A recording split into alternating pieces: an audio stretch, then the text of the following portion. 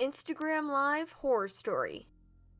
Jamie was obsessed with becoming the next social media influencer. She made it a point to post about what she was doing on an almost hourly basis. Occasionally, she would do live video feeds about what she was doing just to entertain her followers and fans. On one particular live feed, she decided to introduce her boyfriend, Joshua, to all of her followers. She was particularly excited to show them what a handsome and perfect boy he was. Plus, it would stop those creepy perverts from sending her obscene messages.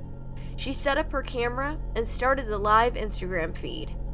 "Hi everyone, I hope you are all having a fabulous time," she began. "I'm so excited to introduce you to my boyfriend, Joshua. He's really cute and totally perfect. Y'all ready to meet him?" She watched as the live chat room began to flood with a flurry of excited messages and the like. This was what she wanted, she thought to herself. Now to tease them a bit. But later. "You see, I'm all by myself," she said. "My boyfriend went out to buy some things for a project, but he'll be back, and you'll all see him." She could see all the usernames chatting and sending messages to her. She smiled and sat down in front of her monitor and began to read all of the messages that were flooding in. One message caught her eye. Happy_bear219. "Something fell from your bookcase." Jamie looked behind her and saw that a framed photo had toppled down from the bookcase. That was odd. There was no wind in her room, and she was sure her window was closed.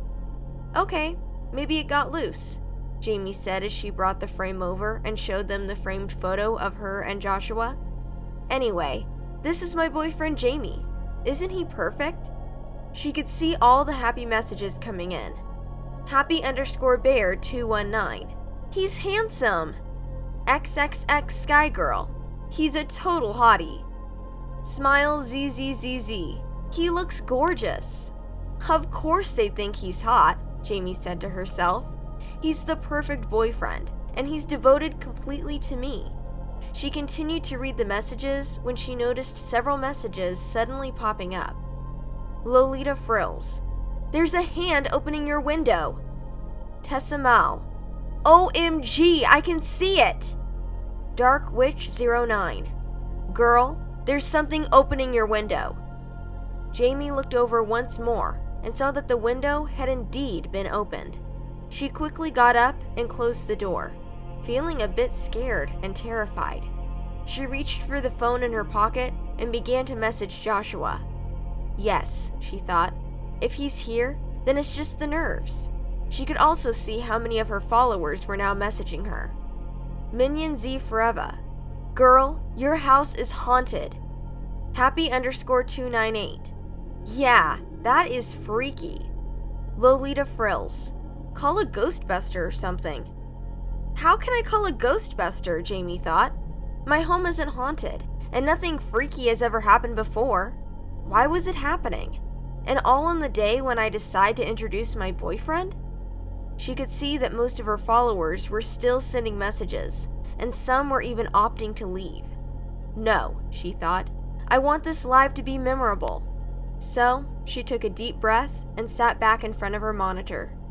"Well, that was a creepy thing about the window," she said, bravely putting up a confident air. "But don't worry, it's probably just my boyfriend trying to spook me." She then looked at her feed, and to her surprise, her boyfriend was standing right behind her, giving her a rather stoic look. She didn't even hear him come in. Or, better yet, she didn't hear him open her door. Maybe he really was just trying to spook her for the live.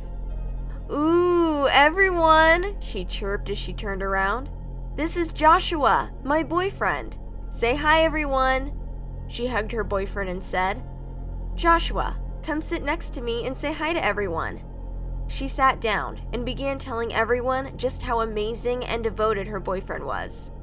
She continued to look at the messages her followers were sending and saw Joshua still standing behind her, his face still blank, but with an almost cruel look.